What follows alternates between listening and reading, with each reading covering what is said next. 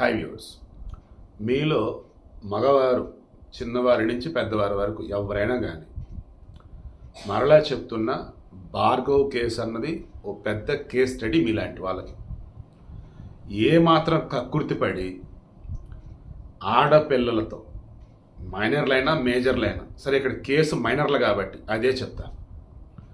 ఏమాత్రం 18 సంవత్సరాలు తక్కువ ఉన్న వారితో కక్కుర్తిపడి మీరు వాళ్ళకి అవకాశం ఇస్తా, ఈ అవకాశం ఇస్తా, ఆ చాక్లెట్ ఈ చాక్లెట్ అది ఇది అని చెప్పేసి వారిని ఏమాత్రం లోబరుచుకున్నా, లేదు పసిపిల్లలు ఏదో తెలియక మీతో కొంచెం క్లోజ్గా డిఫరెంట్ వేలో ఉన్నా, అది మీరు అడ్వాంటేజ్ తీసుకున్నా మీ జీవితం ఎండ్ అయిపోయింది. ఇంకంతే. ఫన్ బకెట్ భార్గవ్ ఆ అమ్మాయికి ఇతనితో పాటు రీల్స్లో అవకాశం ఇస్తాయని చెప్పి ఫస్ట్ అన్నా నన్ను ఉంటే ఆ పిల్లనితో లోపరుచుకున్నాడు. మనం గతంలో మాట్లాడుకున్నాం. ఆ అమ్మాయికి ఆ మాత్రం తెలియదు, ఆ ఏజ్లో తెలిసి ఉండొచ్చు, వాళ్ళ అమ్మకన్నా చెప్పాలి కదా, చెప్పలేదు. ప్రెగ్నెంట్ అయిన తర్వాత ఏంటి ఈ రకంగా. బట్ ఆ అమ్మాయి పసిపిల్ల, తెలుసో తెలియకో అలా కమిట్ అయింది అనుకుందాం. బట్ ఇది తెలుసు కదా, ఎందుకు తప్పు చేశాడు, అన్యాయంగా లైఫ్ అయిపోయింది ఇడిదని చెప్పేసి అనుకున్నాం.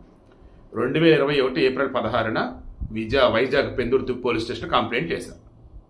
మొత్తం పోలీసు ఇన్వెస్టిగేషన్ చేసి దిశ చట్టం లేదు, బట్ దిశ సెక్షన్ అంటూ కేసులు పెట్టారు. మైనర్ ఆ పిల్ల, దాంతో పోక్సో యాక్ట్ కింద పెట్టున్నారు. దిశ అసలు లేదు, పక్కకు పోయింది. పోక్సో ఉంది కదా, protection of children from sexual offences, దాని కింద కఠిన శిక్షలు ఉన్నాయి.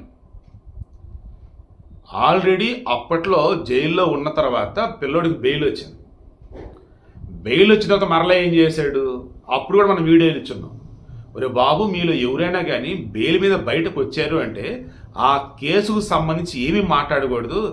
ఈ ఎర్రిబాగులు అనాలో, లేదన్నా మూర్ఖుడు అనాలో, లేదన్నప్పుడు వాడు అంతే అనుకోలేదు తెలియదు. అనవసరంగా ఆ కేసు గురించి మరలా ఆ అమ్మాయి గురించి చాలా ఇదిగా మాట్లాడి ఉన్నాడు.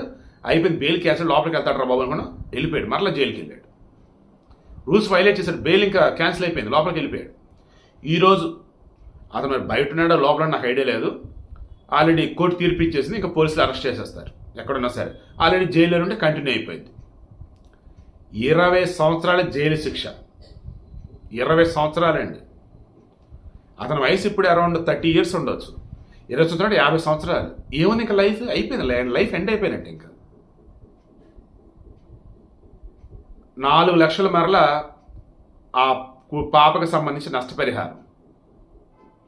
ఇప్పుడు వీడి దగ్గర ఉంటే సరే, లేదంటే ఆ 4 లక్షలు మరలా ఎక్స్ట్రా అతనికి ఇదేస్తారు, జైలు శిక్ష వేస్తారు. లేదన్నప్పుడు ఈ జైల్లో ఉన్నప్పుడు వాళ్ళకి రోజుకి ఏదో పని అప్పచెప్తారు, దాని ద్వారా కొంత డబ్బులు వస్తాయి. ఆ డబ్బులు ఈమెకి ఇవ్వాలన్నట్టు, ఆ పాపకి ఇవ్వాలన్నట్టు. వీడియో మీకు అర్థమైందా నేనేం చెప్పాను?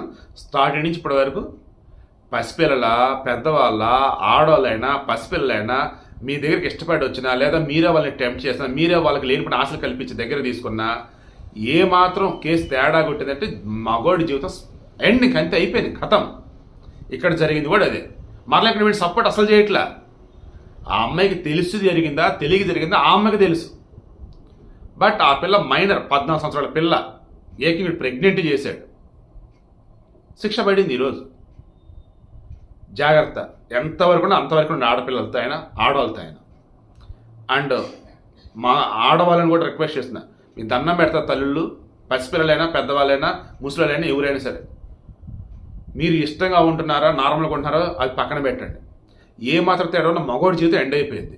కాబట్టి కొంచెం మగవాళ్ళ మీద దయచేసి ఏంటి, మీ హస్బెండ్తోనో మీ లవర్తోనో వాళ్ళతో అన్నట్టుగా ఉండండి. యాక్చువల్లీ సలహాలు సూచనలు ఇవ్వకూడదు. రీసెంట్ టైమ్స్లో మగవాళ్ళు చచ్చిపోతున్న విధానం చూసి జాలేస్తుంది. మగవాళ్ళని చూస్తే, ఒకప్పుడు ఆడపిల్లలు చూసి నేను జాలిపడ్డా. ఈరోజు మగవాళ్ళు చనిపోతున్న విధానం చూసి, మగవాళ్ళు కేసులు పడుతున్న విధానం చూసి మగవాళ్ళ మీద జాలేస్తుంది. భార్గవ్కి ఇది వర్తించదు. ఇప్పుడు నేను చూపించే జాలి భార్గవ్కి అసలు సంబంధంలా.